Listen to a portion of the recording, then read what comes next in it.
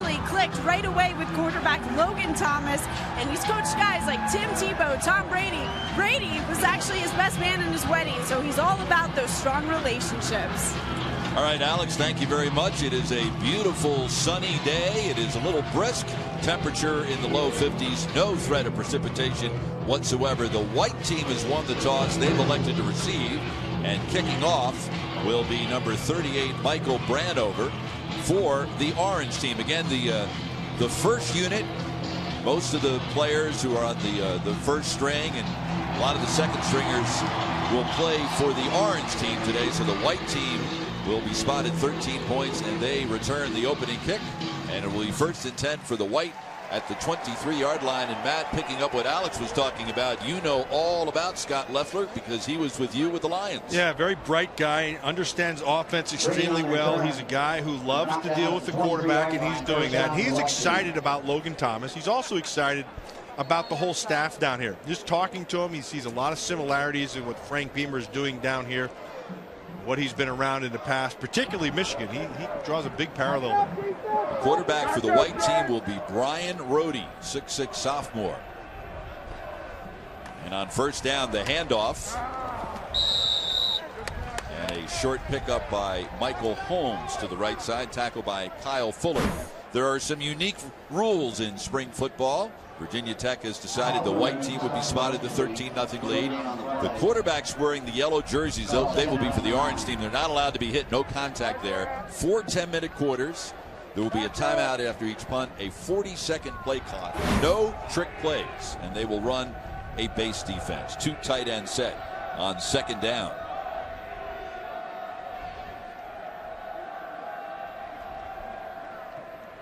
Rohde hands off to Chris Mangus. So He's Bob, stopped at the line of scrimmage. If they're at home and you're wondering why the 13-point lead, that's because the orange team is stacked in terms of personnel. Defensively, it's going to be their first group rather, and offensively the same thing. So the orange team has the benefit of having the experience and the better players.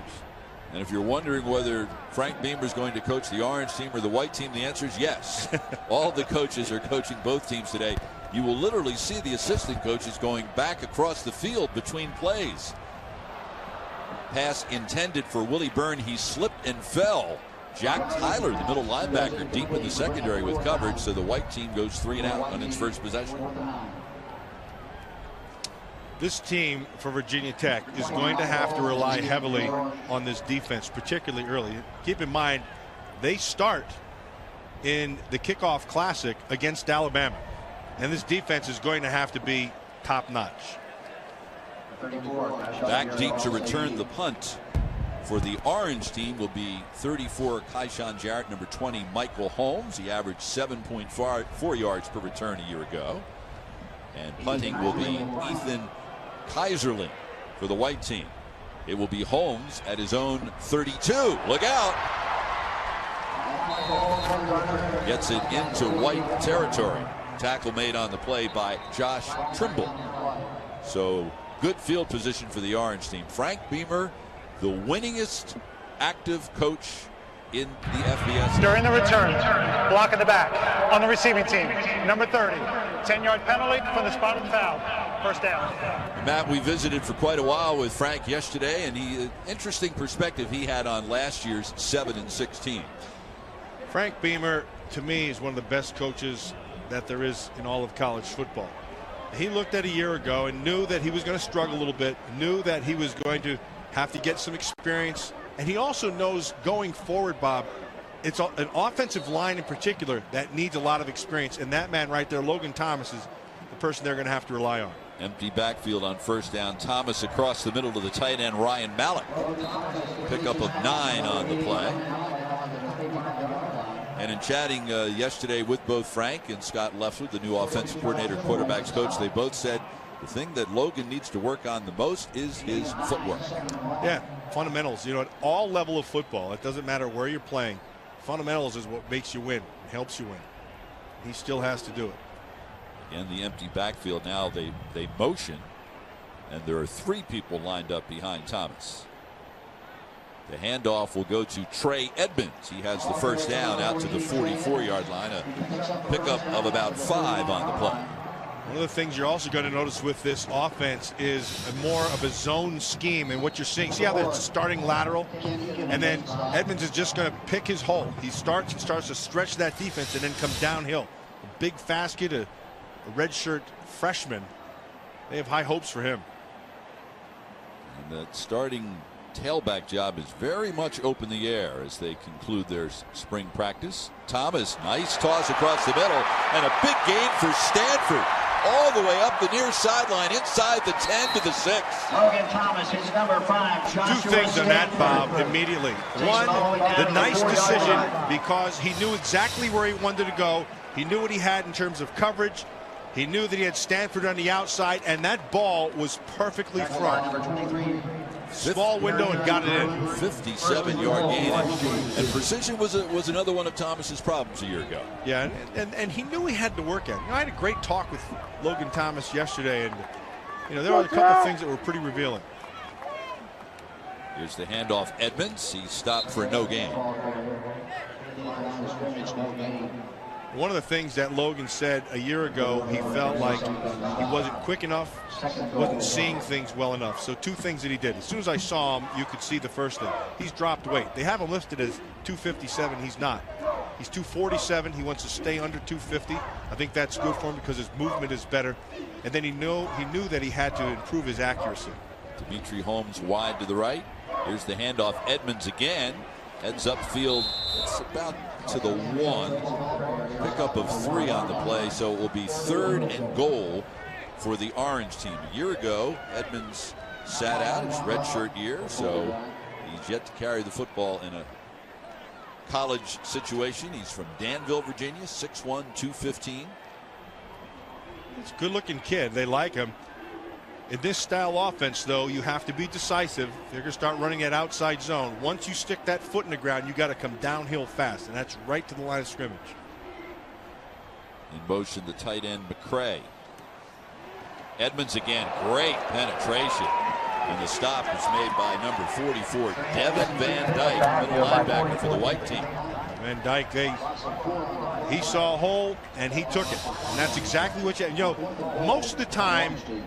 Good linebackers are ex-running backs, and why they're good is they start to see the same things that the running backs should be seeing. That one, he just jumped around a block and took a gap. Does that mean you were an ex-running back? Actually, yes. On 4th down, they're going to go for. You're not going to see a whole lot of field goal attempts in a spring football game. Call it 4th and goal from the 6. Thomas looking, good protection, throws, and it's intercepted. It's intercepted by Derwani Green. Thomas can't get him. He's going to go all the way. So not the kind of first possession that Logan Thomas was hoping for.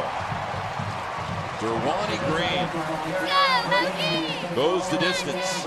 98 yards for the touchdown. Talking about accuracy, he tried to fit this one in. He took a chance looking for that inside route. Just was all over it. Nice job. And then he does try to. Now in spring football, he shouldn't have tried to make that tackle. You risk getting hurt, especially laid out like that. Darion Green, 5'10", 187-pound redshirt freshman from Portsmouth, Virginia. Great anticipation. A year ago, interceptions was a problem for Thomas. He had 18 touchdown passes, but 16 interceptions. So that kind of hushes the crowd a little bit. The white team spotted 13 points before the game, has a chance to make it 20-0 with the extra point.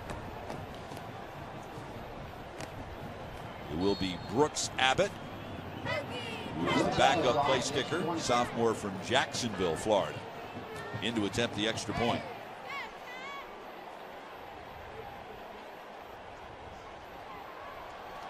And the extra point is up and good. They're working on Thomas's hand on the sideline. We believe that he drew some blood, perhaps on the tackle attempts at midfield. Which is why in the spring game, you let it go. So a terrific start for the white team. A 98-yard interception return by Darion Green.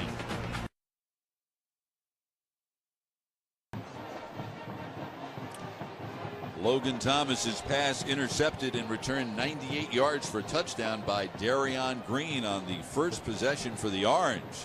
So the Whites spotted 13-0 before the kickoff, leads 20-0. Brooks Abbott to kick off.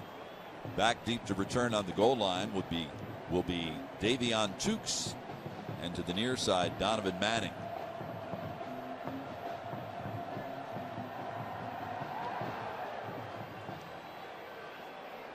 Manning 2 yards deep. Gets it out to the 24-yard line. Tackle made by Josh Eberle. The officiating emphasis for 2013. Matt, how do you feel about that crown of helmet contact rule? Yeah, I can understand the defensive player. That's been around. The crown of helmet contact, especially from the offensive side point of view, I'm not a big fan. I don't know where you draw the line, though, Bob. You understand the nature of this game and where it's going, and I know they want to be able to, button down rather on the safety aspects, but the game has some inherent things in it that you're going to have to live with. So Thomas, despite drawing some blood on what appeared to be his non-throwing hand on that tackle attempt on the interception, is back in there. Quick toss and the catch by J.C. Coleman. Tailback lined up wide on first down. A pickup of about 4 on the play. Tackle made by Carl Jackson. One thing you like just right off the bat, and of course this is just a spring game, but he's seeing things quick. The ball's coming out relatively quickly. You like that. You like his decision making. He knows what he's looking at in the secondary, and he should. I mean, this is his 4th year. He's played for a few years now. He should be in control out there. 3 wide receivers to the right side, Coleman to the left. Quick toss to the right. The ball is caught by DJ Coles, and what a bounce back year the Hokies hope it will be for him, Matt. A year ago he missed the entire season with a knee injury. He did have 36 catches 2 seasons ago. Yeah, DJ Coles is a guy they were relying heavily on, and he got hurt, and he's still not where he needs to be, and they know that. He knows it. He's a guy who has to get in a little bit better shape right now, and he has the summer to get in that shape, but they have high hopes for him again. 3rd down and 4. Thomas looking left, throws left, and it is caught by the fullback Fuller Hopner for the first down out to the 41-yard line. Josh Trimble made the stop. It's a strange season for the Hokies a year ago. A 3-1 start. First of all, let's take a look at this play again. Yeah, a little bit of play action inside. He sees it right away. The coverage was blown. He knew it. Get the ball to the outside. And picks up the first. Following that 3-1 start, the Hokies then turned around and proceeded to lose 5 of their next 6. They had to salvage the season by winning their last 2 regular season games to get into a bowl game for the 20th straight year, then beat Rutgers in the bowl game. Handoff Coleman, a loss of about 3 on the play.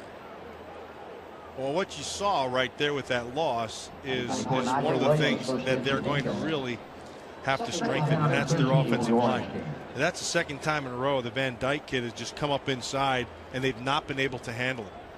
The interior of this offensive line, Coach Beamer thought they weren't the toughest group a year ago, and he still is trying to instill that in this group overall, but in particular this offensive line. Handoff Coleman. Kenny Canham, the first one to make the hit. Leffler wasn't Scott Leffler's not the only new coach, a new offensive line coach as well, Jeff Grimes, and he made it very clear right from the beginning. He says, I'm going to play my 5 best guys. And so what that has done is he has not defined who those 5 are yet. Consequently, they have been moving in all different kinds of positions, so there hasn't really been great continuity in the spring. They hope to button that thing down in the summer. 3rd down, Thomas, good protection, throws across the middle, and it's intercepted again.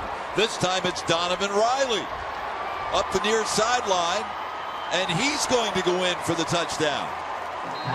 So a disastrous start for Logan Thomas on the first 2 possessions. Pick 6s. This one 53 yards for Donovan Riley.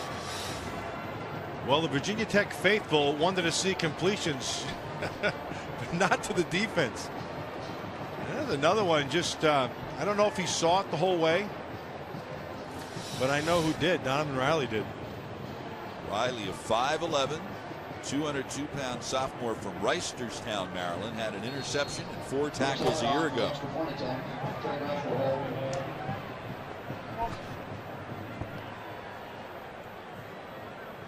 Trey Gresh, one of the backup quarterbacks, holding for Abbott. And the extra point is good. And it is a 27-0 White lead. Frank Beamer has taken the Hokies to 20 consecutive bowl games. And maybe even more impressive than that, Matt, is the fact that prior to last year, Virginia Tech had 8 consecutive seasons of 10 or more wins, the only school in the country that had that streak. Well, there's no question that Virginia Tech football has grown up under Frank Beamer. They've matured. He's had that goal of the national championship. He's gotten him into the game one time. But I just have great respect for him as a coach in this program and what he does. He tries to do it the right way. He's got excellent in terms of academics down here. He pushes his kids the right way. I think he runs a great program. And as far as his new coaches, and there are 3 of them, we mentioned 2. The third one is a receivers coach, Aaron Moorhead. Frank told us yesterday, sometimes you need to have some new ideas, some new personalities, some new approaches.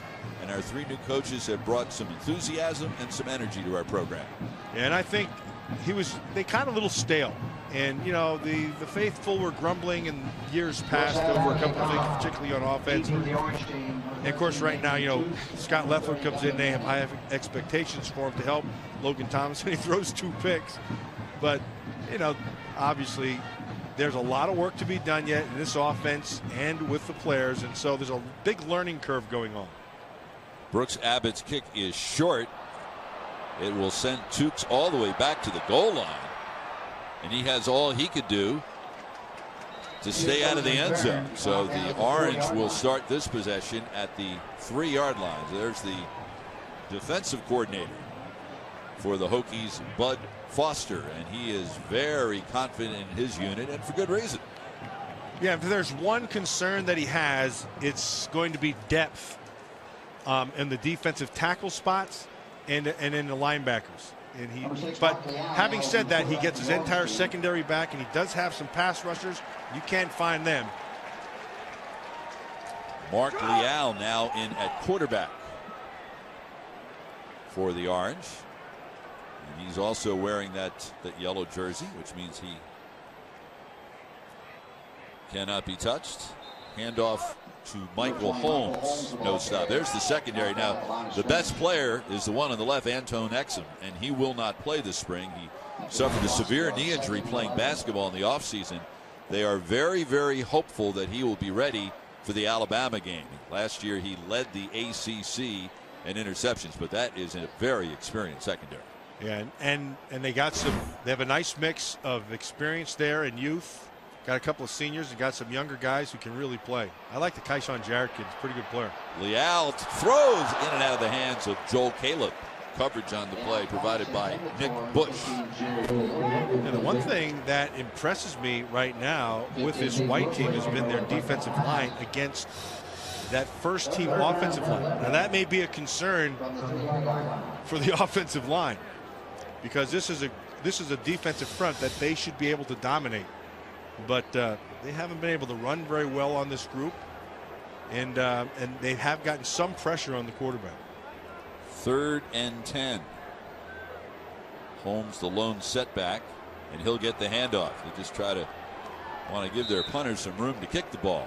Gets it out to the 5, and it'll be the first time the Orange team is kicking the ball. 3 possessions, 2 interceptions returned for a touchdown, and a 3 and out. Final minute of the first quarter. Again, only 10-minute quarters in this spring football game. So back to do the punting will be A.J. Hughes, and he has to make sure that his heels are not standing on that end line. Also number 82, Willie Byrne is back there.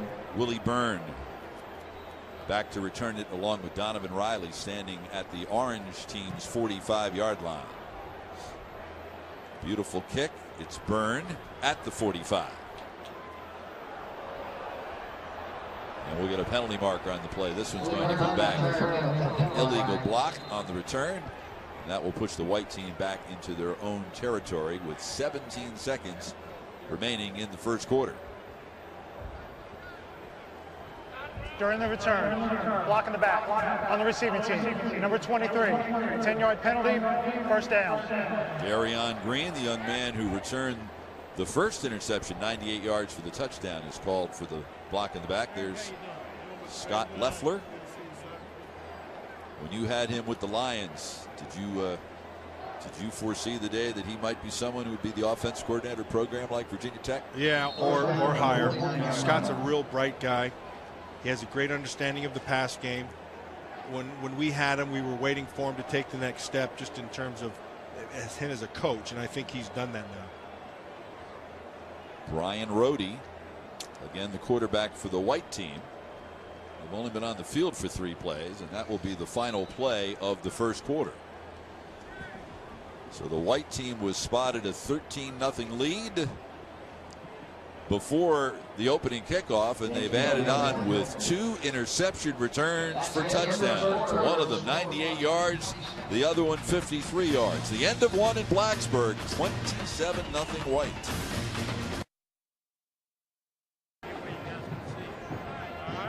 Bob Picozzi, Matt Millen, and Alex Cordy back in Blacksburg, Virginia, all set to start the second quarter of the Virginia Tech spring football game with the white team leading the orange 27-0.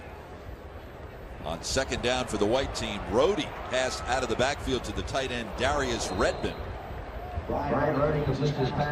Third down and 2. We started out the broadcast, Matt, by using the word disaster to describe last year's season for Virginia Tech, and of course that's a relative term. Yeah, it's relative to what the success that they've had previous to all that. But you know, the good news was they finished with 3 wins. They did win their bowl game, and the guys that they were expecting to come back did come back. All those things, you know, James Gale came back, and Logan Thomas came back. They still have some things to do. You know, this offensive line is a concern for them, and the lack of running game. On the handoff, and nothing there.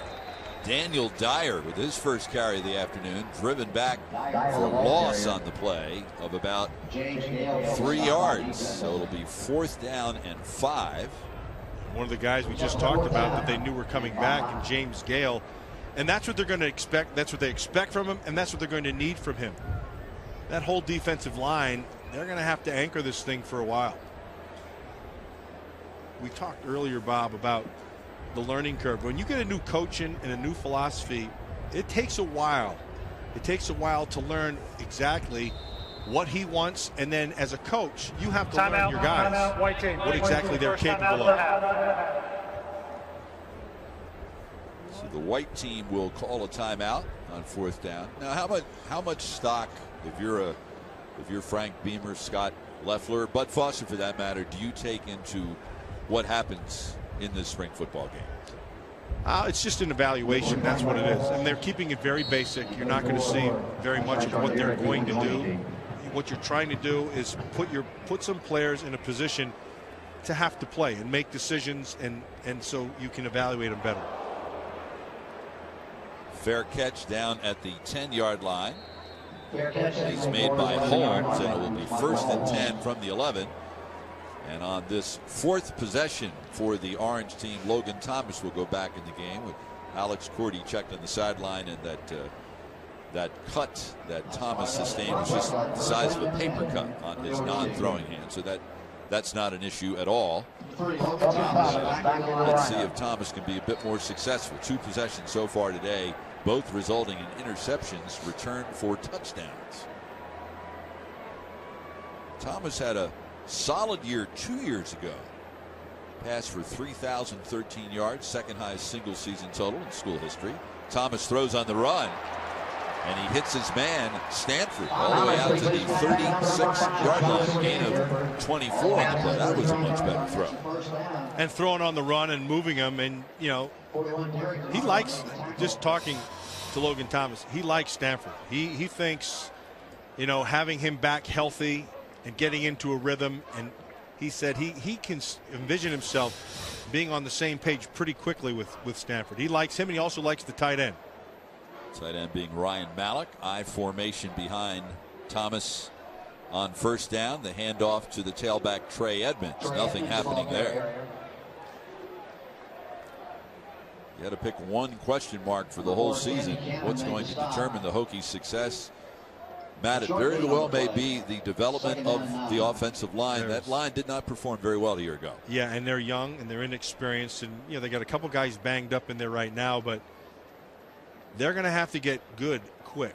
You go against an Alabama defense that is talented and physical, and Logan Thomas could be Superman and won't have a chance. Orange team. Orange team will use a timeout, and it will be Alabama that Virginia Tech will see first. What an opening night game that we have for you on ESPN on the 31st of August. It's the Chick-fil-A kickoff game at the Georgia Dome in Atlanta. Last time these two teams met, Virginia Tech lost to Alabama 34-24. And in chatting with Frank Beamer yesterday, he said, look, he says, we know how good they are. And he said, but it's a lot easier when you have an opponent like that. First of all, you don't have to do anything to motivate your team. And I think it makes it a lot easier to have a productive spring and a productive fall camp when you have an opponent that good. If you beat him, that's terrific. If you don't beat him, you still have your whole conference season to look forward to. And I agree with him. And I think it's one of those things that the players know, hey, you're going against a defending national champion. You're going against a very talented team. It's a well-coached team every year, year in and year out. You're going to have to be at your best early. So that can only do one thing, and that's help them. Following the timeout, empty backfield behind Thomas, who looks left and throws in that direction, and he has his man, Zach McCray, the backup tight end, for a first down to the white team's 48-yard line. Yeah, nice protection. What I like here is he's throwing it a little bit back shoulder. He's trying to do that because the safety's coming over on the top side. Now, there's times when you watch Logan Thomas and you go, this kid's got it. And then there's other times you go, he's still got a ways to go. I think the answer is he does have some room to improve, and I think he'll close the gap this year. 16-yard pickup. Edmonds broke a tackle. Penalty marker. This one may come back for an illegal block. Meanwhile, Edmonds goes up the sideline, knocked out of bounds at the 12-yard line, but the flag is back at the line of scrimmage. It's a hold coming back. One thing that's impressive there with Edmonds, he's a 215 to 220 pound guy, and he can scoot, boy. He's got some wheels. Logan Thomas told me yesterday he ran in the 4.3s. And that's picking them up and putting them down, let me tell you. Holding on the offense. Number 63. 10-yard penalty for the previous spot. Replay. First down. Lawrence Gibson, the right tackle, a junior from Sierra Vista, Arizona, who, as of this moment, figures to be the starting right tackle on opening night. But a lot of things can change between now and then. He's a talented kid, but lacks experience. He needs to play. He's a big, strong kid, has good movement, but you got to get reps.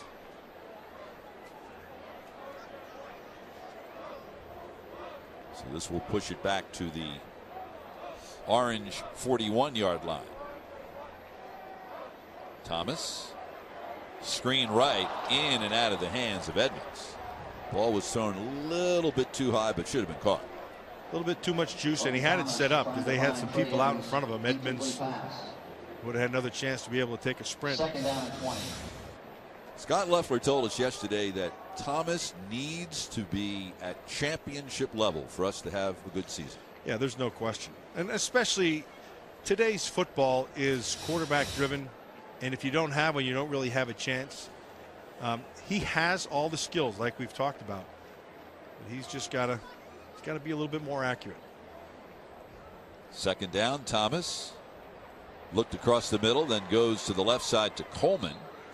Knocked out of bounds at the 49-yard line of the orange by number 17, Chris Caver. So that'll bring up a third and about 12. Forced him out of bounds right at the 50-yard line. A year ago, Thomas, 9 touchdowns rushing, 524 yards rushing, both leading his team. Orange 1 for 4 on third down conversions today.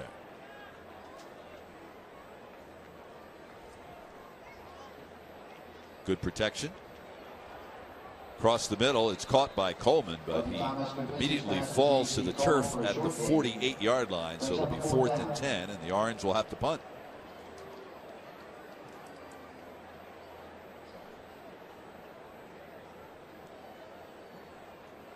Of course, this year, for the first time, the ACC will have a 14-team conference with Pitt and Syracuse joining the league. And then Louisville will make it 15 teams in the 2014 season.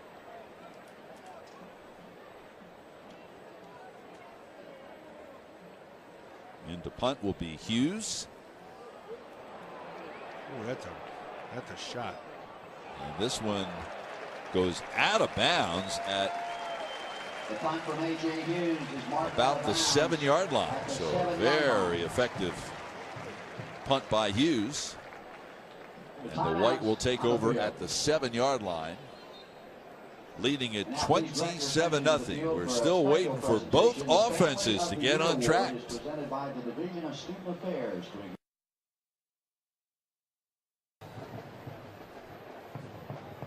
Back in Blacksburg, halfway through the second quarter, with the White leading the Orange 27-0.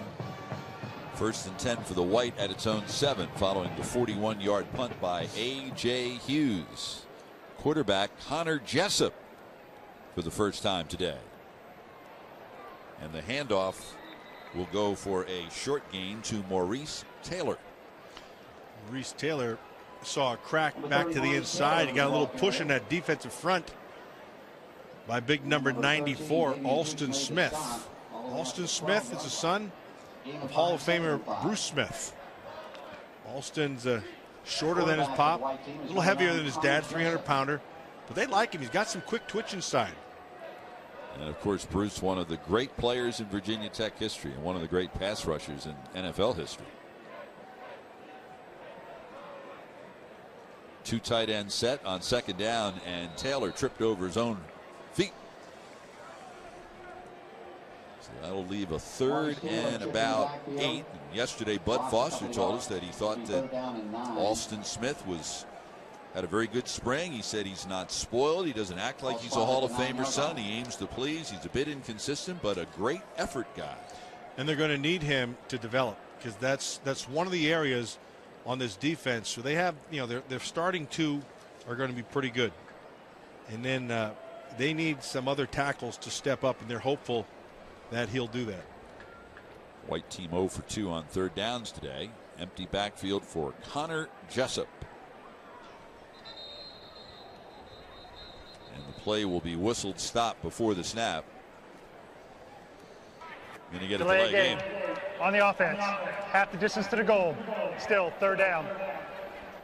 Jessup has to keep an eye on that play clock. He's a redshirt freshman from Ashburn, Virginia. A walk-on. One of 6 quarterbacks on this spring roster.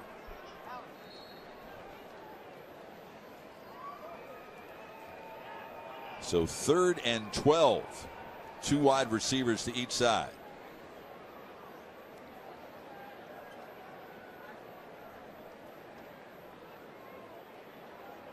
Handoff Taylor, and he dropped the football, and he has to fall on it for a safety.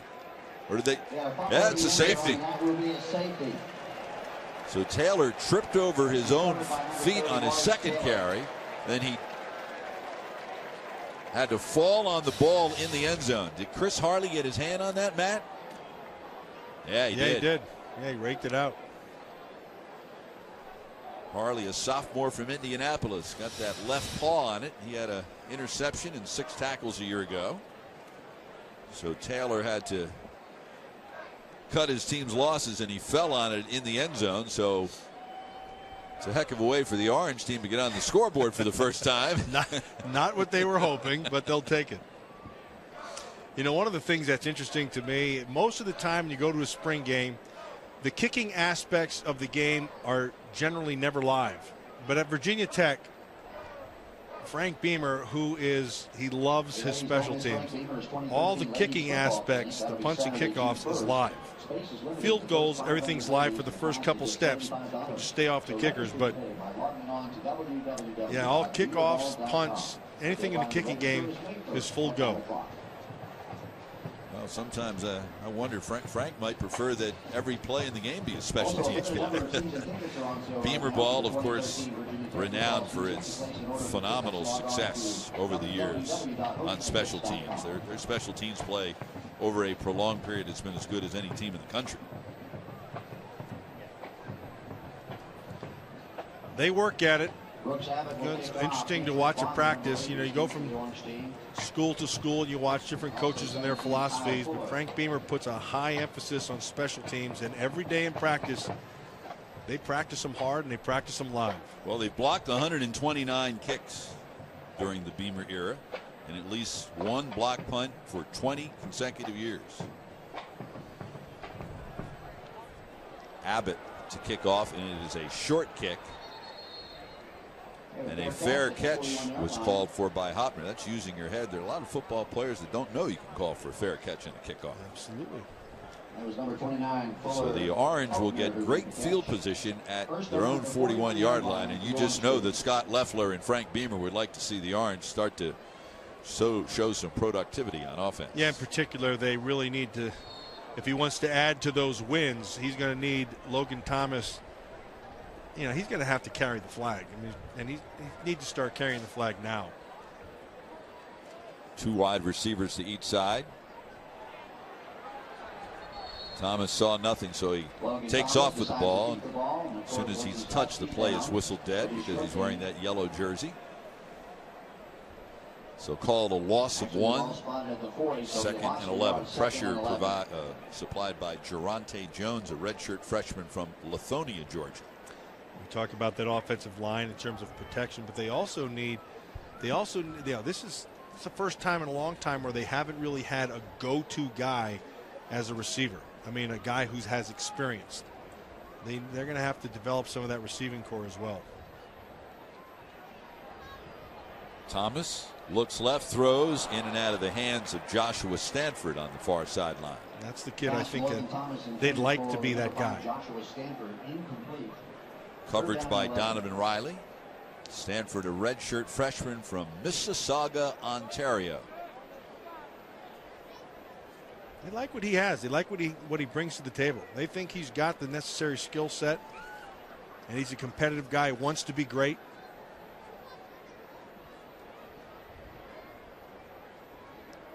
Orange 1 for 4 on 3rd down conversions today.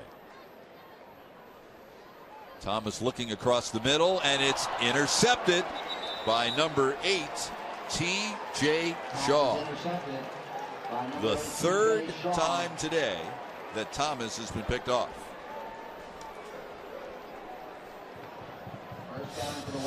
He's trying to go to Coles, it looked like, on that seam. Yeah, that's exactly what happened. Just overthrew him. 3 picks, not exactly what he was looking for in the first half of the spring game. 9 for 14. There you go. 132 yards, 3 picks, 2 of them returned for touchdowns. Well, better it should happen here on April 20th than on August 31st, huh? Is that looking for the silver lining? There you go. Offset eye behind the quarterback, Jessup. Handoff, Mangus changes directions. That didn't work either. Yeah, that defensive line just mauled them on the front side where they were trying to run to, and then Daddy Nicholas, number 90, came down from the backside. Of course, missed the tackle, but I really like that Nicholas, number 90. So it's Bud Foster. Yeah, you watch the tape on him, and you can see he's got what it takes. He's got excellent get off. He runs extremely well, and he's a guy who can change direction very well. 2nd down. Jessup to the tight end, Duan Perez Means. Pass complete to 81, Duan Perez Means. Pickup of about 6 on the play. They've had some success with this, just with that boot and then dragging him back underneath. Timeout. Orange team. Their 2nd timeout of the half. Orange team's going to call a timeout. Well, Matt, did you bring your lunchbox today? No, I didn't, but I know somebody who did. Now let's go down to Alex Cordy on the sideline for more on that. Well, it was cornerback Kyle Fuller that brought his lunch pail today. If you're a Hokie, you know about this great tradition. It goes to the best player on the defensive MVP, and it just recognizes the strength and the toughness of the Hokies defense.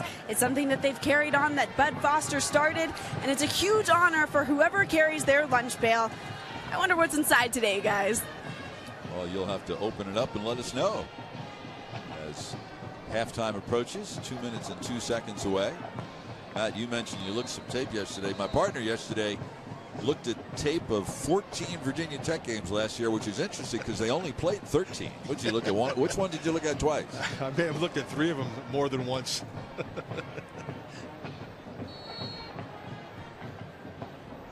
Out of the timeout, Jessup out of the shotgun on 3rd and 8. Looks right, throws, and it is caught for the first down by Mark Irick. That's a heck of a throw by Jessup. That's well defended. He throws it to the outside. The only place it can be a reception, and it's that's a nice ball. Nice placement and a nice catch. Irick, a redshirt freshman out of St. Matthews, South Carolina. 1:52 remaining first half. 1st and 10 White at its own 44.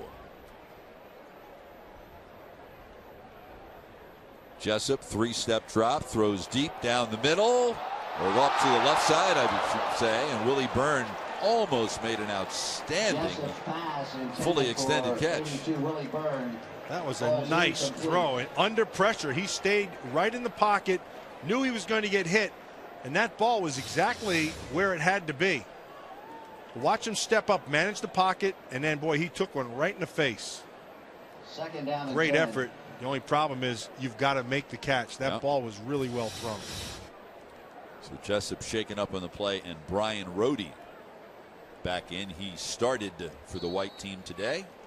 Was recruited as a linebacker, sophomore from Ashburn, Virginia. Injury was to Connor Jessup, quarterback. Minute 44 remaining, first half. Handoff, Mangus tries to spin his way back to the line of scrimmage and just gets there. Drew Burns made the tackle for the Orange. So there's not a whole lot for offensive coordinator Scott Leffler to hang his hat on in terms of production for either offenses in the first half today. Well, and just talking to him yesterday, he knew going into this, they were going to be very basic. They weren't going to do very much. Defensively, coverage-wise, they weren't going to see a lot of things. Like I said earlier, this is mostly the main part of this is not to show you what they can do. It's to evaluate what they have the kids doing. On 3rd down, incomplete. Rohde's pass falls incomplete. Pass intended for Carlos Parker. Ball was thrown while Parker was still running his route, and when he turned around, didn't have a chance to adjust for the underthrown ball. So it'll be 4th down, punting situation with 57 seconds remaining in the half. Now, you're not seeing a lot of timing routes. You're not seeing, and you don't expect to, because where they're at right now with this offense, all those things, nobody's on the same page right now. They got a lot of work to do here. Ethan Kaiserling into punt. Kaiserling punts away. Kyshawn Jarrett from his own 10. They'll get it out to the 21, where the Orange will take over with 45 seconds left. Eddie Dontuano, the long snapper, went downfield to make the stop. Well, let's see if Logan Thomas can do anything in 44 seconds. 21-yard line, first down. He's been picked off 3 times today. Twice returned for interceptions. 2 wide receivers to the left and Stanford to the bottom of the screen to the right.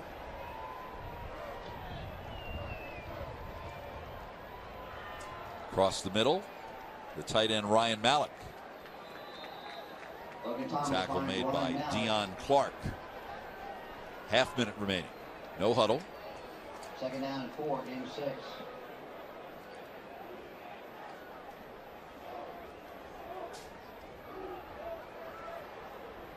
Thomas dump off to Holmes. As the first down, they'll stop the clock while they advance the chains with 18 seconds remaining.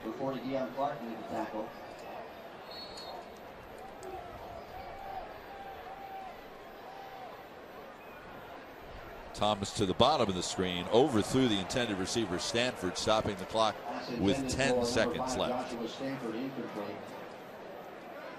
One of the things you look at for a quarterback that you really want to show up all the time, and that's poise.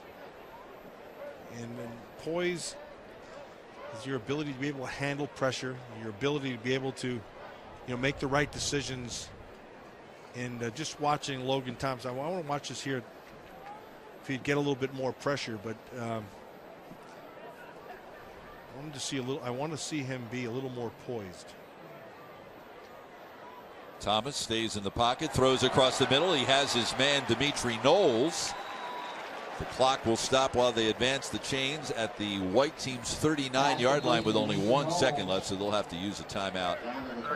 Timeout, the orange team. Their third and final timeout of the half. Try to throw something into the end zone. Knowles is a young man that Scott Loeffler hopes will step up and maybe be that second wideout. Yeah, they're going to need somebody. And he just a little bit to the backside. Well thrown. Knowles does a nice job of picking up what he can afterwards. 30-yard pickup a year ago. Knowles, now a sophomore from the Bahamas, had 19 catches for 240 yards and a touchdown. Also rushed the ball 7 times for 24 yards. They had major graduation losses at the wide receiver spots. Marcus Davis led the team in catches and receiving yards. Corey Fuller led the team in touchdown catches. Between them, they had 94 catches and about 1,700 receiving yards and 11 touchdowns. And they both left through graduation. So some huge shoes to fill. So 1 second left. They have to get it to the end zone. Thomas, and he will be stripped before he can release the football, and that will bring the half to an end. Matt Roth knocked the ball out of his hands just as Thomas was attempting to throw it. We are at the half of the Virginia Tech spring football game. The White leads at 27-2.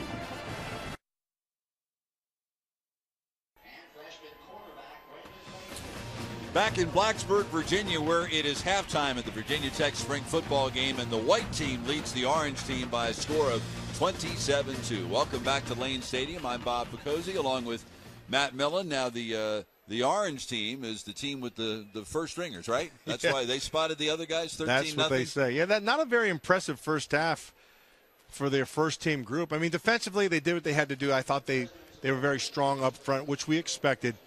I think if you're watching at home and if you're sitting here in the stands, you wanted to see more out of that offense, and that's why they brought the new coaches in. That's why they brought Scott Loeffler in to work with Logan Thomas. And, of course, Logan Thomas turns around and throws a couple picks that go the other way. So I think there's a little bit of disappointment there. But, hey, there's a lot of work to be done down here. And the 2 of those passes were returned for interceptions, as Matt mentioned. Darian Green returning one 98 yards. Donovan Riley 53 yards. And he also, Thomas had a third pass intercepted as well. And so neither offense, the white offense didn't muster much of an attack either. No, they didn't. And generally what happens is defenses are normally ahead of offenses, particularly at this time of the year. And even more so when you have new coaches putting in a new philosophy and a new offense. So it takes some time. But having said all that, and you're going to have to rely on your defense, that's fine. But you're going to need your offensive guys to do something. I think the part that's maybe a bigger concern than the interceptions here is the offensive line. That offensive line is going to have to come together quickly. They don't have everybody in the positions they want them to, and some of that lends itself to good defensive play. New offensive line coach Jeff Grimes says, I'm going to pick my best 5 guys, and they're the ones that are going to play, and that selection process very much a work in progress. It is halftime of the Virginia Tech spring football game. The white team out to a big lead over the orange.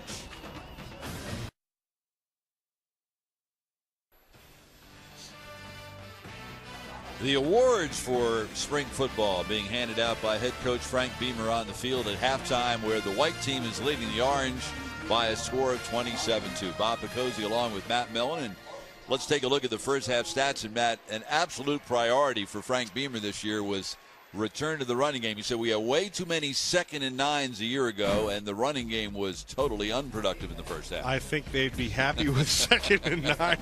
A total of -10. Not a good day.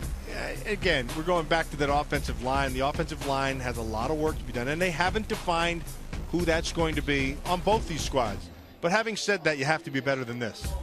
And then couple that with the 3 picks, and that's not a good day. Yeah, David Wang figures to be one of those 5 best offensive linemen, and he is injured and not playing today. So, again, that's a work in progress for the offensive line.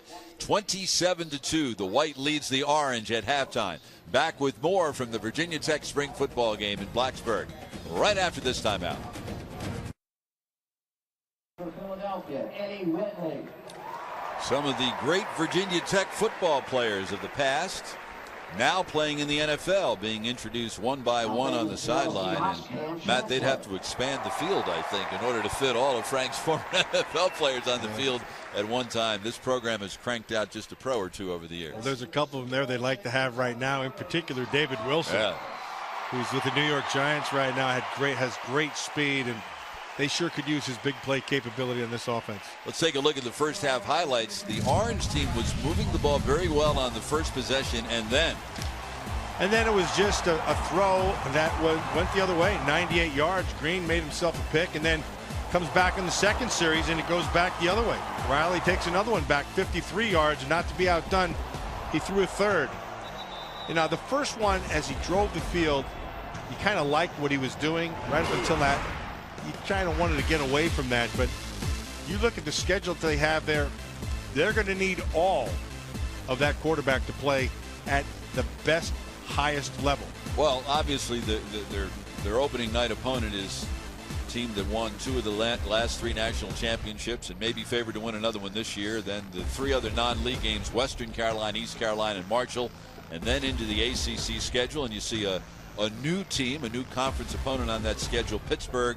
Pittsburgh and Syracuse will be in their first year in the ACC in the fall, and Virginia Tech will play Pitt this year, won't play Syracuse. And of course, Notre Dame will begin playing 5 ACC teams every year beginning in 2014. They just announced the schedule yesterday. Frank Beamer's Hokies will play Notre Dame for the first time in school history in 2016. And that one will be in South Bend. Okay. It is halftime of the spring football game. The white leads at 27-2. Back with the second half kickoff after this.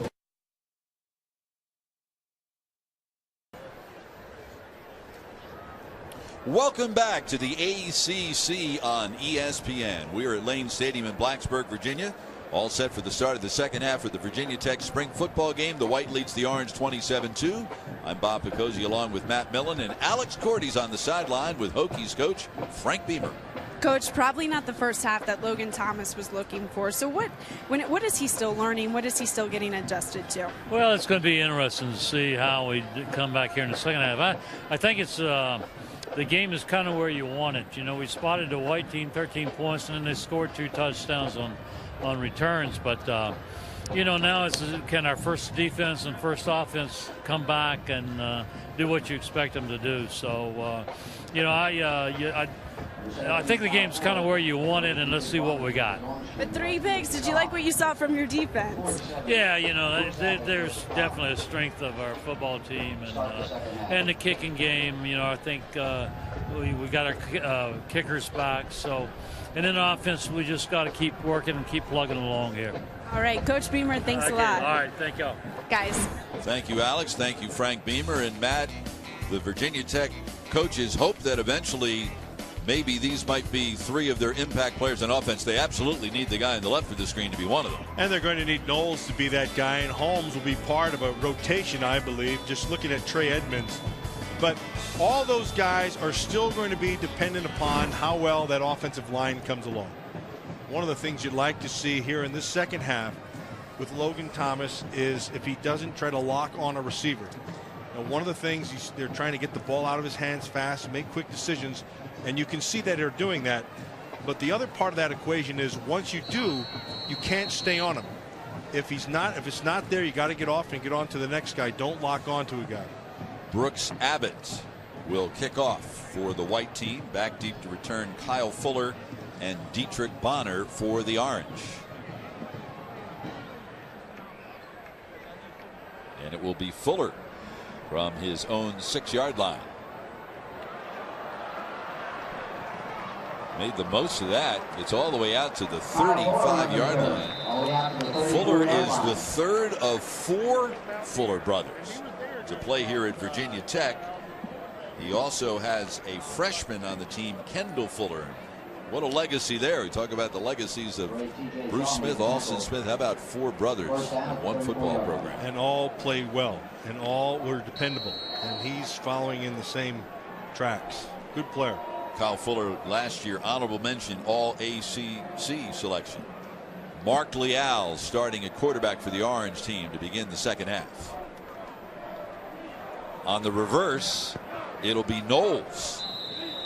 Turns the corner at the 37-yard line. Call it the 38, pick up 4. The battle for playing time at the quarterback position. Leal, we've only seen Trey Gresh thus far today holding on placements. They like Leal. They think he's got something. Like his movement. They want to, he obviously has to just be able to become the kind of thrower that they expect him to be. Handoff Holmes. He very close to the first down. Might be close enough for a measurement. Looks like he may have gotten it the way they did. He did get it. Do they bother to measure in spring football? I don't know. Michael Holmes, the ball carrier, At the picked up the first down 44-yard after line. the 44-yard line. A year ago, this spring football game had to be postponed because of lightning and thunder. About an hour before kickoff, they had to make the decision.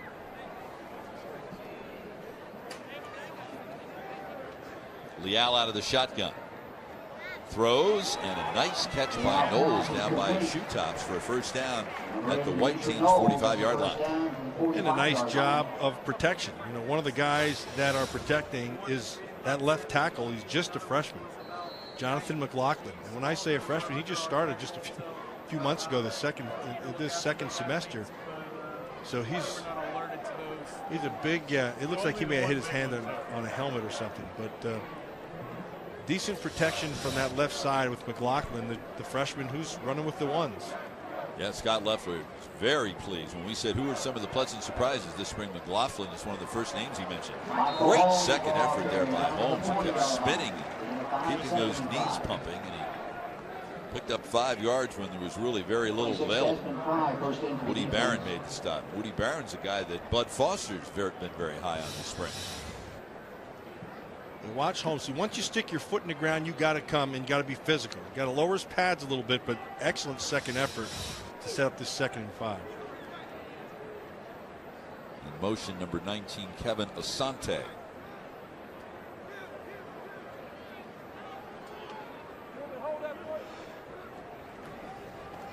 Leal hands off Holmes near side, has a hole, has the first down. All the way to the 30-yard line. Keep in mind the running game is new. How they're teaching it is new. So it's new techniques. The footwork is new. That takes some getting used to, particularly with a new group that you're trying to get integrated all in the same scheme. With this zone scheme, one of the things as a defender that I loved about it is, you have to take a lateral step that takes your power away. So if you get you can be physical with it. 1st and 10 at the white team's 30. Leal rolls right, buys some time, and he'll just throw it away. That's smart. Just buy some time. Nothing there in the flat. Just get rid of it. Look for another down. A year ago, Leal completed 4 of 6 passes for 26 yards. He was a backup in each of the last 2 seasons. He's a junior from Green Acres, Florida.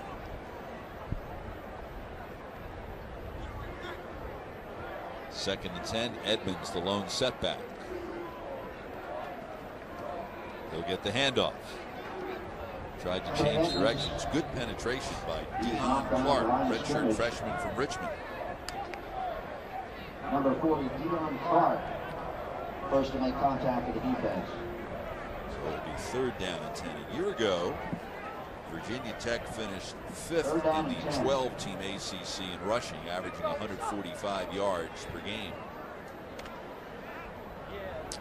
Well, when this offense is doing well, Frank Beamer's offenses have always been run-oriented. They've always had a solid runner here, not better than solid. They've had first-round picks coming out of here. Leal to throw.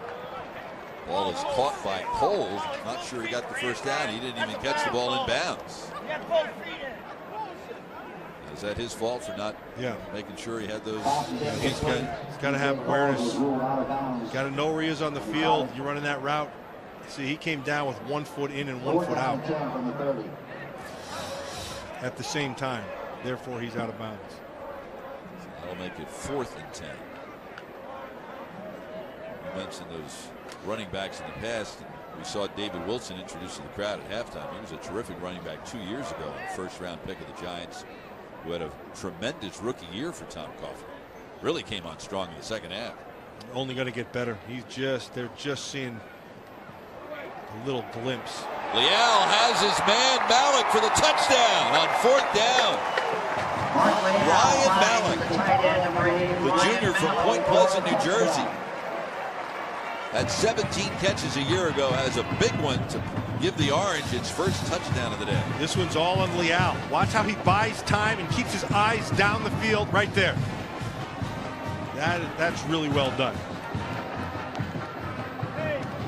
Malik does a nice job of finding that hole in the zone and takes it in. So in to attempt the extra point will be Cody Jornell, one of the best kickers in the ACC a year ago. Made 12 consecutive field goal attempts. And his first extra point attempt today is good. It was a 66-yard, 9-play drive. It took 3 minutes and 29 seconds, and it concluded with a 30-yard pass to Ryan Malik.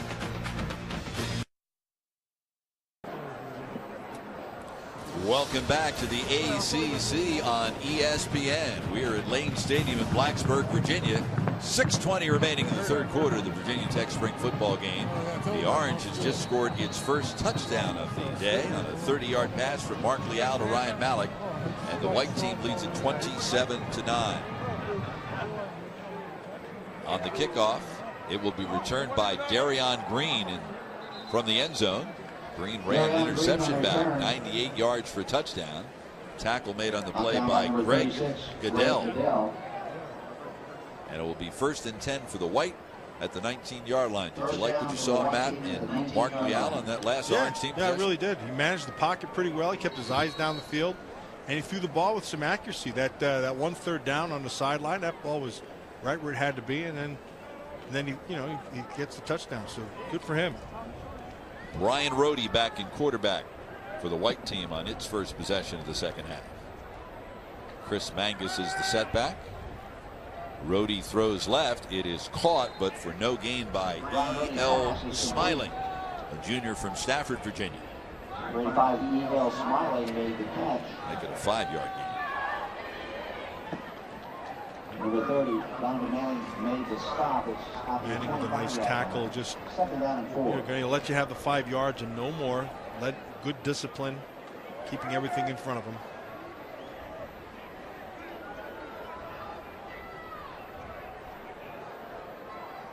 In motion, Charlie Meyer, number 24.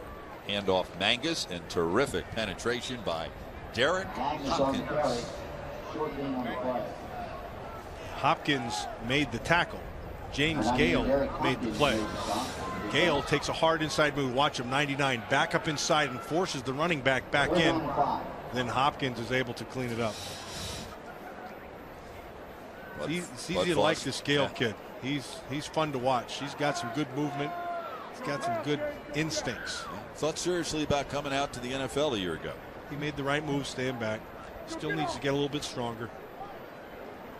Rohde to throw, looking for Meyer, and he overthrew him. More pressure. Luther Maddie inside, Hopkins inside, and James Gale, all right there. Dietrich Bonner with the coverage. So that'll bring up a punting situation. There's that front four that Bud Foster's so proud of. And they're a talented group, and there's four. You know, we haven't even talked about Collins very much. And then the other guy you can add to that is Daddy Nicholas on top of it. So all have experience. They all have pass rush skills. They're going to have to carry this group. It's a mistake right there. Ball should have been fielded there by Holmes. He let it bounce. Three things in a kicking game, Bob, that you always have to have. Don't be offsides. You don't rough the kicker, and you don't let the ball hit the ground. Those are the three in the kicking game you always pay attention to. So it cost the Orange team a couple of yards in field position, and Leal will be back in at quarterback on the second Orange team possession here of the second half. The first one resulted in a touchdown. Stanford wide left to the bottom of the screen. Joel Caleb to the top. Handoff Edmonds. Penalty marker on the play. Normally means a hold. Flag is down behind the line of scrimmage. Little counter action, and your instincts are correct. Going to take that one back. The referee here in the second half of this spring game is holding Larry on the offense, number 69. 10-yard penalty from the previous spot. Still first down. Mark Schumann, the left tackle, called for the hold a year ago. Played in 3 games, 25 snaps. Big kid, 6'7", 315 pounds. They like him. They need him to be better. They can't have that, obviously. Started the spring at tackle. They moved him inside to left guard.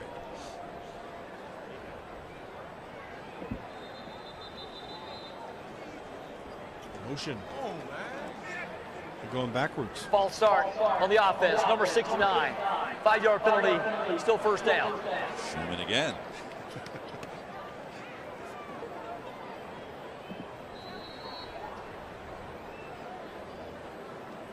The offensive lineman that Scott Leffler talked about the most yesterday in glowing terms was Andrew Miller. Well, they love his toughness, and they think they need more of it. Handoff Edmonds. The initial hit was made in the backfield by Derek DiNardo, the outside linebacker. 94 Nigel Williams made the stop for the defense. The things that you're going to want to see more of, and you may not see it consistently, is physical play in that offensive line. Frank Beamer wanted his group to be a lot more physical, so he's having drills and stuff.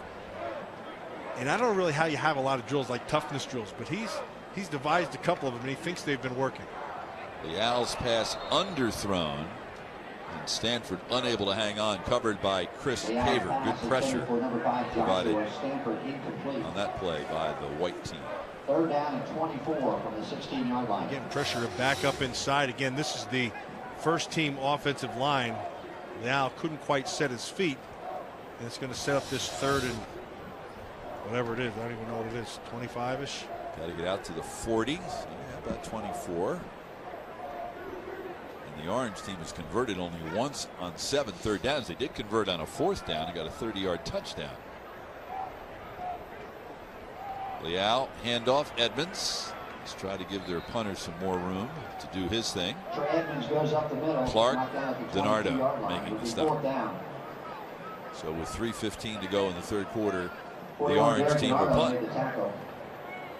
The ACC opener this year for the Hokies will be on Thursday, September 26th, Thursday Night Football on ESPN at Georgia Tech. Number 2, Donovan Riley.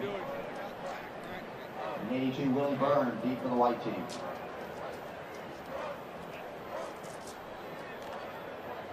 So into punt for the Orange team will be A.J. Hughes, who was 6th in the ACC in punting a year ago. Donovan Riley drops it, picks it up at his own 25, has it knocked loose, still loose. Thought he was a little nonchalant after he dropped the ball. Would have done much better just to aggressively try to fall on it. By the white team. Instead, he tried to pick it up and he got it knocked away again. Willie Byrne recovered it. Willie Byrne recovered the fumble. 50-yard punt. It's a nice punt. Had he fielded cleanly, he had a chance to his left side, but you're right. Once it's on the ground, you better get on it quick. Davion Tukes knocked the ball loose the second time.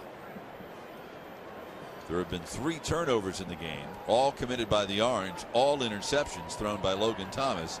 2 of them returned for touchdowns. Connor Jessup at quarterback for the white team. Throws on first down, and it is caught by Michael Brainerd Pass from Connor Jessup. at the 30-yard line. He's complete. They're protecting. Ball's coming out. That's, Michael Brainerd made the catch. I thought they had a chance there for a pick. Number Like 30, Jack Devin Tyler Manning made the tackle. may have had a Marcus chance. He tried to outside undercut it, the just 30-yard quite line. missed it. Second down and 1. Here we go. 9-yard pickup. 2 tight end look on 2nd and 1.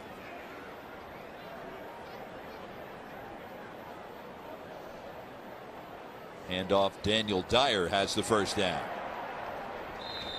Gets it out to the 40. Stop made by Kyle Daniel Fuller. Dyer on the carry. Nice eyes by Dyer. You're going to let that offensive line just kind of push the defensive line. Once they start going in one direction, you push them that way, and then you just cut it back.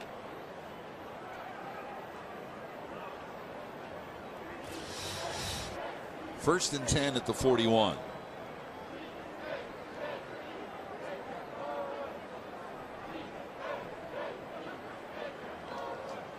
Dyer again. Looked like he might have bumped into his offensive lineman, Brent Benedict.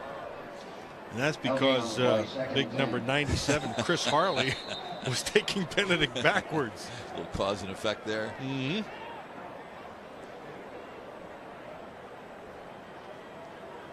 Man down on the field for the white team. Looks like it's Adam Tarashki, a redshirt freshman guard from Fredericksburg, Virginia. 300-pounder, 6'5".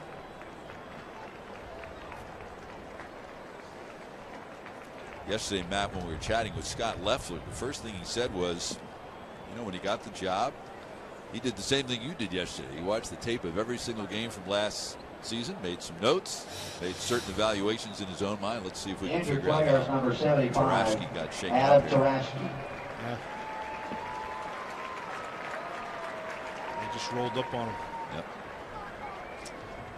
But then get back to our conversation yesterday. Leffler then said, but then after we had a chance to see them for 15 spring practices, it's amazing how much my evaluations changed. And it'll continue to change.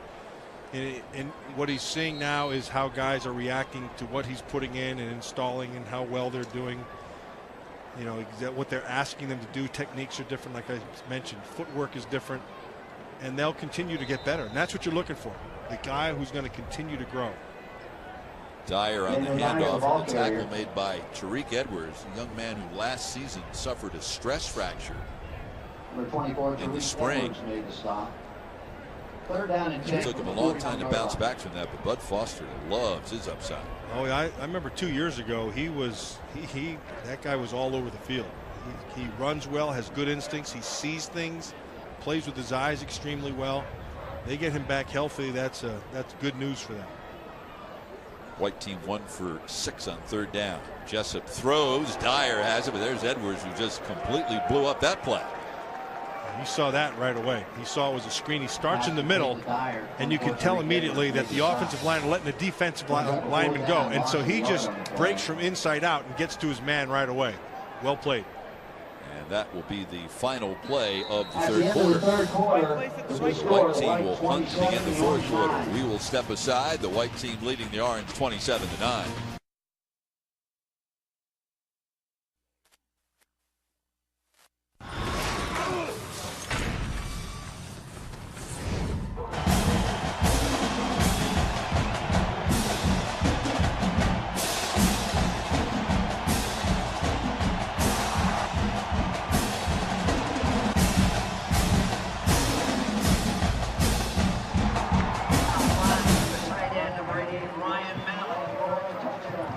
Picozzi, Matt Millen, and Alex Cordy back in Blacksburg, Virginia. It's the Virginia Tech spring football game. There's Hokies head coach Frank Beamer in his 27th year at the helm here in Blacksburg. And the white team leads the orange 27-9 as we begin the fourth quarter, with the white team punting the ball. Michael Branover, who's punting for both teams today, and he had to make that high snap, and he didn't get the ball off. So the orange team's going to take over at the 30-yard line. Zach Snell made in to make the stop, so Branover had to go way up to catch the ball. Offsides on the receiving team. 5-yard penalty, replay, fourth down. Unbelievable. You know what this reminds me of? This reminds me of a spring game. Maybe they ought to try 4 8-minute quarters, huh? Yeah. Well, you start getting out into the fourth quarter, you're going to get some guys who don't normally play, and they make mistakes of guys who don't normally play. So Hanover will do it again. So far today, he's averaged 39.5 yards on 2 punts. This is a beauty. Tyshawn Jarrett made the catch and returns it a couple of yards to the 14-yard line, where the orange team will take over. Joshua Moore made the stop. 46-yard punt by Hanover. He's probably saying, see what happens when you give me the snap that I can handle. 14-yard line. We have not seen Logan Thomas here in the second half yet for the orange, and we're not going to see him here either. Yeah, we won't see him the rest of the day. You would like him to, not thrown the 2 picks for touchdowns, but that wasn't the purpose for him. Was just to work with this group and, try to obviously play better than he did with those picks, but he did some good things. Illegal substitution on the offense. 5-yard penalty, still first down. So the orange team will begin 5 yards in the hole with the illegal substitution. They have 12 guys in the huddle. That's what I'm talking about. He's seen Josh Caleb was on the field and no longer is. So he was the odd man out.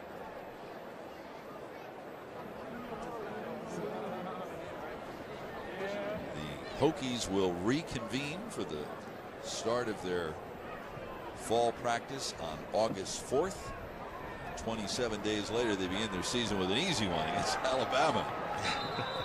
Malik with the catch. He caught, or make that Zach McCray, a former defensive lineman who switched over to the offensive side, fighting for time at tight end. There it is, Alabama, Virginia Tech, the Chick-fil-A Kickoff Classic. You'll see it here on ESPN. It's from the Georgia Dome in Atlanta. A 5:30 Eastern Time kickoff on August 31st. What a big weekend for college football that's going to be on the ESPN networks.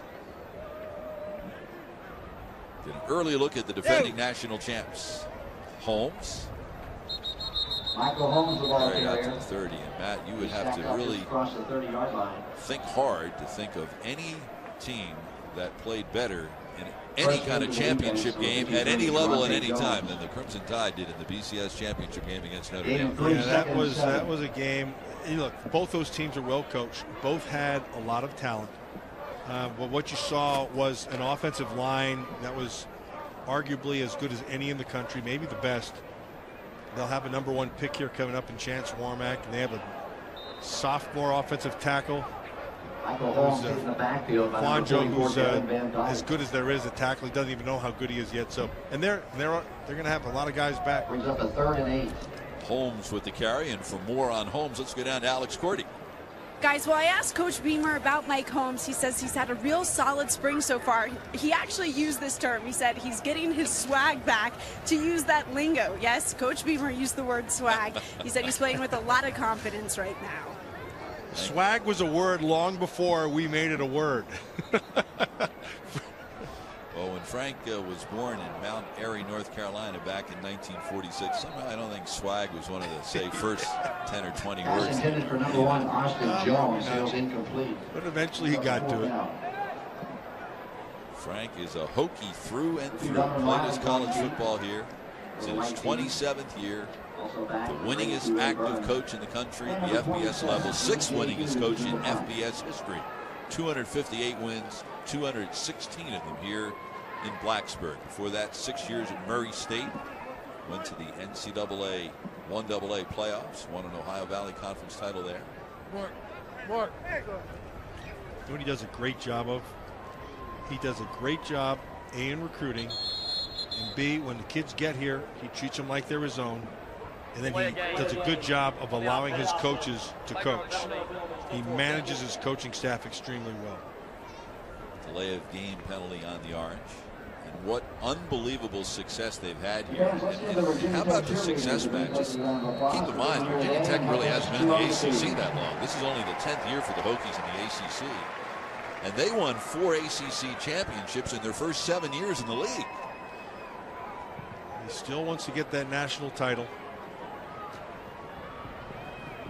Donovan Riley on the return. Tried one way. And boy, he worked real hard to get it out to the 46-yard line. So the white team will take over from there. The tackle made by Colton Taylor, the long snapper. 39-yard punt. This is what the Hokies have done in the last 6 years. You just see that 7-6 record a year ago sticks out like a thumb. Almost looks like a mistake. 11-3, 11-3. And even in that 7-6 year, they finished it with a win in that Russell Athletic Bowl. It wasn't pretty, but they got it done. Something to build on for this year. I just can't say enough about Frank Beamer. I think he runs a great program. 6 BCS bowl appearances. 20 consecutive bowl appearances. On the handoff, Maurice Taylor. No gain.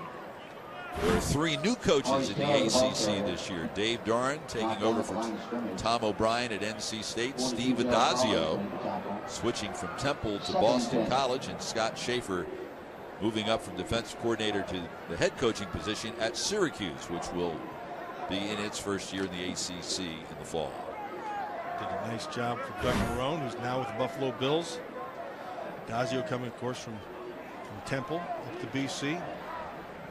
Temple back in the Big East a year ago in football and will be in the newly named American Athletic Conference. That's what the old Big East will be called next year. And Temple will be in that conference in all sports beginning in the fall. And of course, the other new team in the ACC this year will be Pittsburgh with Paul Christ in his second year at the helm there. I like Paul Christ. I think he's going to do a good job at Pittsburgh.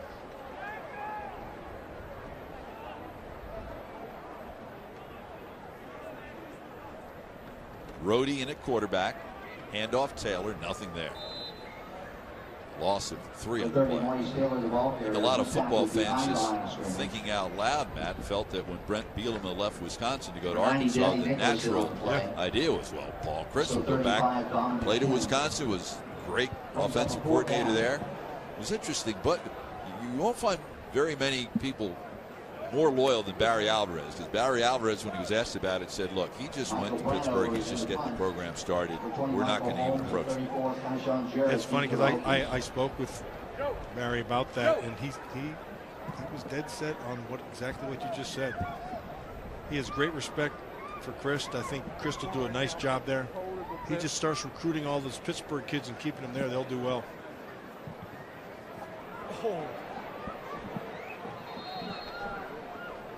Punt will go out of bounds. Punt sails out of bounds. At the 20, still coming forward. 28-yard line is where they'll take over. Let's step aside for timeout.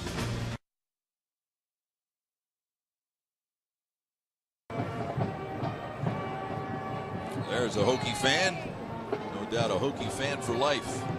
This is the spring football game in Blacksburg, and Logan Thomas back on the field for the Orange team. That surprises me. On first down, he rolls out. Gets away from the pressure. He was touched, and that will end the play. Quarterback's wearing the yellow jersey. As soon as they are touched, the play is whistled dead. Well, they tried this naked a few times. They brought pressure off the edge. Nobody picked it up. So now you end up with second and whatever it is, 20-something. 23. TJ Shaw touched him, and there wasn't a whistle right away. He threw his hands up there. Hey, it's a sack. The sacks will be a little harder to come by on August 31st. You actually have to bring the quarterback to the ground. There's the toss. Stanford with the catch at the 20. Thomas hits number 5, Joshua Got Stanford. back. Ball spotted out the 21-yard line. Some of those yards, they'll still need about Donovan Riley 18. Third down. Call it 17. Third down and 17. Maybe Scott Loeffler wants Thomas to walk away here with some positive thoughts after throwing the 3 picks. Yeah, who knows? I mean, you just get them on the same page, period. It doesn't look like they've been on the same page all day here. Third down. Looked like he was touched again. The play wasn't whistled dead. Pass to Stanford, incomplete. Logan Thomas Hit his arm. Number 5, Joshua Stanford. Incomplete pass. Not a very good job. That right offensive tackle, but Eckenham did a nice job of an in and out move. Yeah, and then Nigel Williams touched him also before he threw the ball. Yeah, Lawrence Gibson, if he's going to be your starting right offensive tackle, you've got to be better than that. So Thomas went 13 for 19 if we don't see him again. Here's the punt by Hughes. Fair catch called for by Willie Byrne at the 42-yard line, where the white team will take over with 4:24 remaining. This is the home schedule for the Hokies. The home opener will be on September 7th against Western Carolina. Then the Thundering Herd of Marshall come in 2 weeks later. Then the ACC home opener on October 5th against North Carolina. Also at home, Pitt, Duke, and Maryland. Big year for Randy Edsall at Maryland to see if the Terps can turn things around. He made a whole lot of changes when he got there. And this will be a crucial year for him, year number 3. Boy, I felt bad for him because his first year, everything that could go wrong went wrong. And everybody who could get hurt got hurt. Offense, number 56. 5-yard penalty, still first down. One thing I respect about Randy Edsall and what he did up there with that program, if you didn't want to get on board, he let you go. He said, go ahead. You don't want to be here? I'm not going to hold you here. And so he started off a little bit behind, and then he had a bunch of guys hurt. So it'll take some time, but Randy Edsall's a good football coach. And of course, he, in a tough situation, succeeding the immensely popular Ralph Friedgen, who's a Terp through and through. Terrific penetration there, and the stop in the backfield made by your man Daddy Nicholas. I know you were really high on him when you watched him on film yesterday. Yeah, you know, you want him to be a little bit bigger. He's going to have to mature. He's only about 230-ish pounds, maybe a little lighter than that actually. But boy, he has natural movement and he has good instincts. And you know, to be a pass rusher, to be an excellent outside rusher, you have to be able to have instincts to take the inside at the right time. And he has them. Connor Jessup to throw. He's hit as he released the football. He was hit by Connor Jessup is hit just as he threw the ball. J.R. Collins. J.R. Collins is the other one that we haven't really spoken about. Jessup tries to step into that. Collins comes off the left side. He's in there for Gale. Daddy Nicholas on the other side. Those down 4 or 5 guys, they've got some pass rush skills. I think if Alston Smith can take a step up, that would help. Another guy we haven't spoken about is number 92, Luther Matty, who's quicker in a hiccup. I really like him. Incomplete pass by Jessup, intended for Darius Redmond. Darius Redmond falls incomplete. So there's one pattern for both teams today. Neither unit, the white or the orange, very good at converting on third down. No, and keep in mind, there's no game planning that went on here. This was going to be bare bones offense. They weren't, they weren't going to give you any kind of different formations or anything like that. It was just straightforward, kind of blah football. And that's kind of what we've gotten. Michael Branover is punting for both teams today, changing uniform numbers each time he does. The return by Kyle Fuller. Deion Clark made the stop at the 33-yard line. On the return, so we look ahead to the fall season in the ACC. There will be 11 games that and the ball spotted at the ACC teams play against teams which finished in the top 25 a year ago. 9 of them against top 10 teams. 56 games against 48 different opponents with a combined .558 winning percentage. A year ago, the ACC went 4-2 in bowl games. That doesn't include what Pitt and Syracuse did. Syracuse had a nice win in the Pinstripe Bowl over West Virginia. Logan Thomas still in. Thomas throws, and it's dropped by Holmes. A little bit too much zip on that one. Yeah, a little bit too much, but you know, regardless of that, you still have to make that catch. That ball's a catchable ball. It may have a little bit too much heat on it, but you got to catch it. Who was the best teammate you had at catching passes out of the backfield? Mr. Allen? Marcus Allen was pretty darn good. That guy, Roger Craig, was no slouch either. Yeah. Two of the great receivers out of the backfield in NFL history right there. Thomas incomplete again, intended for Holmes, who never even got his hands on it. Receiver was Michael Holmes. Behind, poor anticipation. Well, look, there's no question that there's a lot of work to be done here. We've said that a few times, and Logan, just talking to Logan Thomas yesterday, he knew it. He knew, you know, he's still not on the same page with some of his receivers, some of the routes. They have a lot of work to get done, and he knows he has a lot of work on his own to work with his guys this summer on their own. Edmonds in motion, lining up in the backfield next to Thomas. Looks right, throws, and that one should have been caught, dropped by Austin Jones. Pass from Logan Thomas, intended for number 1, Austin Jones. That's a nice throw. And managed the pocket well, and the ball's exactly where it has to be. It should be a first down or bigger. Instead, it's nothing. Austin Jones hit him right in the hands. Well thrown ball. So Hughes in to punt with 3:09 remaining. A year ago, Frank Beamer's club going 7-6, and he told us yesterday it gave me a new appreciation of just how hard it was to string together all of those 10-win seasons. Riley, didn't he call for a fair catch there? Apparently not. Carl Jackson didn't think so, because he drilled him pretty good. Hit immediately by number 32, Carl Jackson. 38-yard punt. 30-yard line for the white team. And the white team will take over with exactly 3 minutes to go. Again, for those of you who may have tuned in late, the rules for this particular game: 4 10-minute quarters. And the white team, because they divvied up the teams and the first stringers all went on the orange team, they spotted the white team 13 points to begin the game. So when you look at that score, 27-9, the white team's actually outscored the orange 14-9 today. Rhodey just looked like he was throwing that one away. The intended receiver was Irick along the sideline. And of those 14 points, none of them were generated offensively. They all came defensively.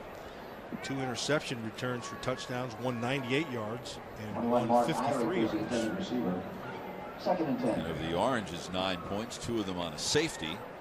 And the only touchdown scored by the offense, either offenses today, a 30-yard pass from Mark Leal to Ryan Malik.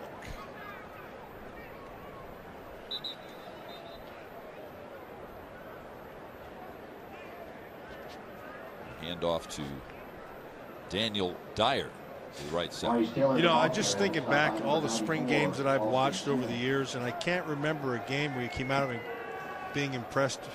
Say, man, that was an impressive game. They kind of all look like this, don't they? Yeah, they do.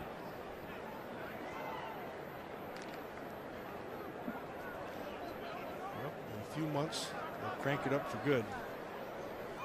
And you will see what you came to see.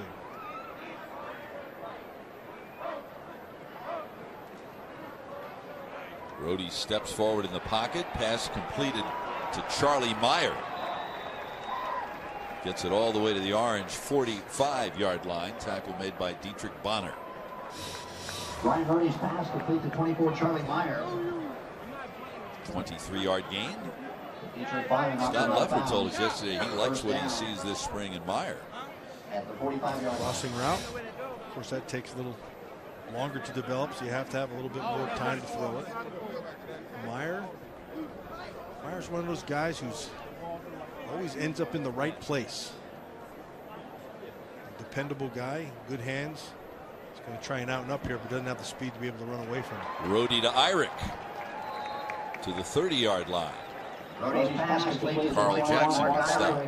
That's another first down. It's the second nice catch Eyrich's had today. That one on the sideline was a real nice catch. And again, they like these crossing routes. And Scott always has like that. You'll see a lot of that as you go this season.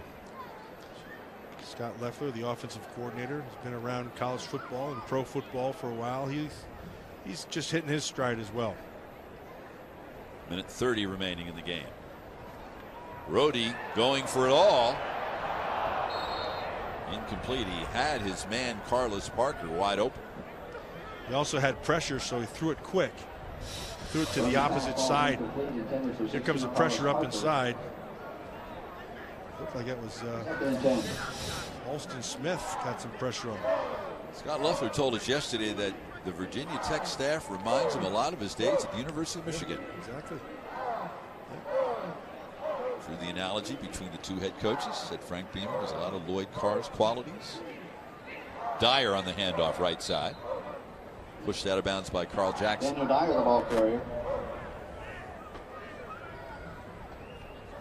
Well, there's a lot of beautiful campuses out there, Bob, but I got to tell you, Virginia Tech might be my favorite campus. It is absolutely gorgeous. It is. Completely different look in the springtime than in the fall.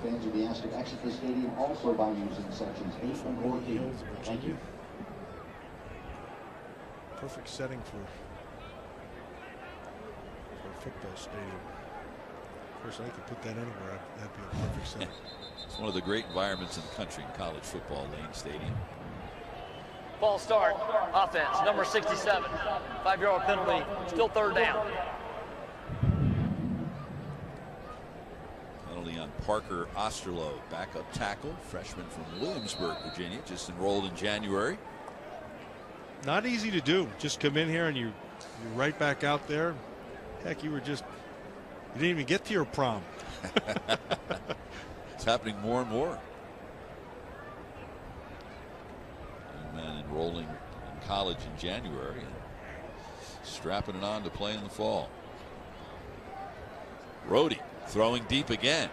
This time the pattern was well covered again. Parker, the intended receiver. Jackson was there, and he had some help from Kaishan Jarrett. Kaishan Jarrett, the Pennsylvania kid. Good returner, got good range, good angles for the safety position. Did a nice job with Carl Jackson, who did a good job at the line of scrimmage and didn't allow the receiver to get up the field. So now we're going to get about a 48-yard field goal attempt from Brooks Abbott.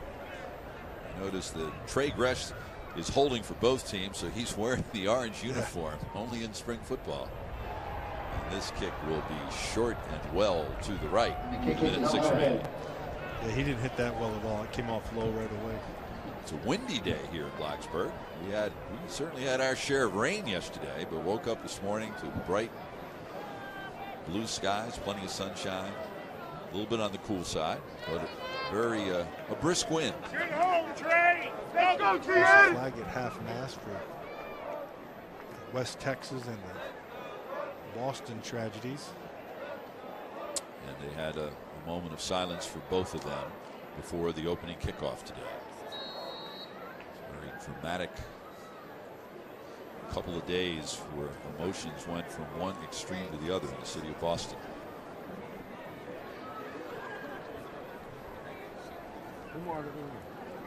Thomas across the middle.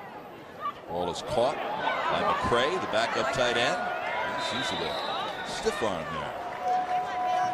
Logan Thomas finds number 86, Zach McCray. And that's the first down all the way down to the 45-yard line. McCray had been a defensive player. They put him on the offensive side of the ball. He's got some wheels. They like him. They like what he can do. Listed at 6'4", 253. A little bit of John Mackey look to him right there, didn't he? That's saying a lot. Might be the best ever at that position. Timeout, Orange. Their first charge timeout of the half. You and I were chatting about Mr. Mackey before the game, and when it came to yards after the catch as a tight end, he was about as, I've never seen a tight end that was tougher to tackle after the catch than him. You know what I loved about him also? He could block. I was a big fan of those blocking tight ends. Dave Casper was one of those guys. Mike Ditka was one of those guys. And then as we've gone and our game has changed, the tight end position is really, it's more of a split big man position. Guys who can create some mismatch, but you don't really see them in the paint too much blocking. But Mackey would get the job done. Knowles wide to the left, Asante slot left. Thomas will throw across the middle to his big tight end McCray again. No huddle offense with 45 seconds to go in the game. 66, Josh Eberly on the tackle. Across the middle this time, Evans. Of course, now they're just trying to mimic game situations, because sometime this fall they're going to be in a situation with this little time left, but instead of being down 18, they're going to be down by 5, and they're going to need a touchdown. I was calling a game here just a few years ago in this situation with Tyrod Taylor against a Nebraska team. Logan Thomas goes to the that end was zone, just a phenomenal game. And they came back and beat him at the end. Pass intended for Stanford. Well, a year ago, the Hokies won 3 games in overtime.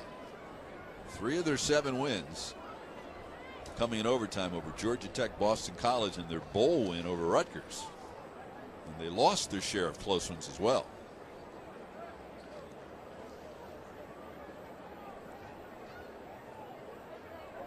Second and 10, 24 seconds left. Thomas. Intended for Stanford. Again, Logan Thomas trying to find number 5, Josh. It was deflected by Brandon Faison. There's a young man that Bud Foster loves. Third down and 10. Yeah, it's easy to see why. Good coverage skills, smart kid. You know, his ball's been coming off high today. A lot of his balls have been they've been too high. The third pick that he threw was because of that, because he had an open guy. It just was. Ball came out of his hand a little bit too soon. So the schooling of Logan Thomas will continue in the classroom for the next couple of months. Thomas, I guess they forgot about that you touch him and he's down rule, huh? Logan Thomas decides to run, and he's touchdown. Timeout, Orange team. Their second charge timeout of the half. 10 seconds left. Timeout. Time for at least one more snap. Of course, what it's all about is Virginia Tech getting ready for opening night against Alabama, the Chick-fil-A kickoff game on Saturday, August 31st at the Georgia Dome in Atlanta. You'll see it at 5:30 Eastern Time on ESPN.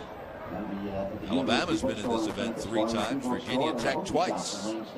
It's a great event and a great way to begin the college football season. Intrepid Fallen Heroes Fund. And what an unbelievable powerhouse Nick Saban has built and sustained at Alabama. Well, right now Alabama is the place to be. So if you're a high school kid, you don't have any aspirations of moving on. If you can play at Alabama, your chances are high you're going to be moving on to the next stop. Thomas throws, intended for McCray, and right through his hands. Might have been a little behind him, but very catchable. Thomas pass intended for Ryan Mallett. Correction, Zach McCray, incomplete. Well, let's see how much behind it is. It's more back shoulder than it should have been. He had time and there was space in front of him. There was really no defender there for making to throw that back shoulder, but Logan Thomas got some work to do. So the ball goes over to the white team on downs with 6 seconds left. Do you bother to take a knee in spring football? I would. Nice crowd here today. They anticipated maybe upwards of 40,000. I don't know how you gauge that, but it was a nice looking group here.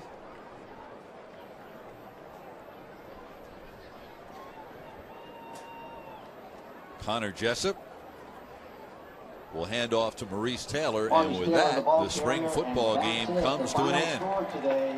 So the white team was spotted 13 points before the game because the first stringers were lined up for the orange team.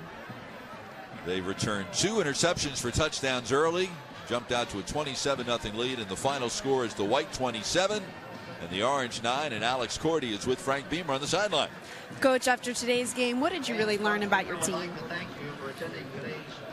Well, I think it's going to really point out what we need to concentrate on. I think finding the consistent players on offense, and that's going to narrow it down. I mean, there's a lot of offensive players out there today, but the ones that we really need to work with next fall, I think we're going to zero in on that. And I think it kind of showed our football. I think defensively we got a chance to be very good. Our kicking game, we got a chance to be very good. We got good kickers. We've got to become more consistent offensively, and I think that's kind of who we are right now. First game of the season, it's Alabama. How much motivation is that for your team as you head into the offseason? Well, you're playing the best team in the country. The team that's recruited the best. They got the best players, and they coach them up. And there's no question their record last few years, they're the best in the country. All right. Thanks a lot, Coach Beamer. We appreciate it. Guys, back to you. All right, Alex, thank you very much. So the white team beats the orange by a score of 27-9. We'll wrap things up from Blacksburg right after this timeout.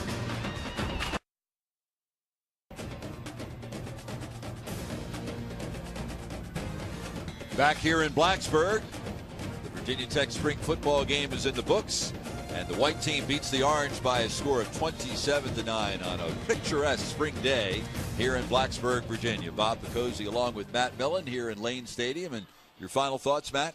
They got work to do. We said that all game long, and I think if you listen to what Coach Beamer said, I'll echo that. And he knows his offensive line is a work in progress. He knows that his quarterback is learning a new system, and he kind of struggled a little bit today. And he also knows that defensively and in the kicking game, they're going to have to carry them. Now, you're still going to have to score a lot of points. So that offense, they need to pick it up.